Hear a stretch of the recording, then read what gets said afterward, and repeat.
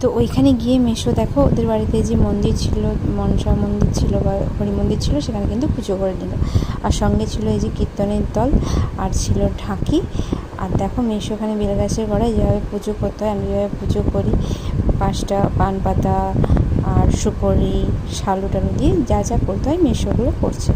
তো করতে যেই পুকুরের সাইডে এটা করছে দেখো, তার সাইডে এই তাল গাছটা ছিল, কত সুন্দর মানে ছবি আঁকার মতো তাল গাছ। আমি ঘটনা থেকে পারলাম না, তো মেসো এখানে পুজো করছে। তো এইভাবে পুজো করতে করতে হঠাৎ এখানে সাউন্ডটা তোমরা পাচ্ছ, হয়তো বুঝতে পারবে। এতগুলো লোক ছিল এখানে, সবাই পুজোর দিকেই ব্যস্ত ছিল। তো হঠাৎ আমার যে দিদি মানে মাসির যে মেয়ে, মানে ঠাকুর ঘর করে যাকে বলে, ওই রকম টাইপের হয়ে গেল, হঠাৎ ছুটে চলে এলো দেখো।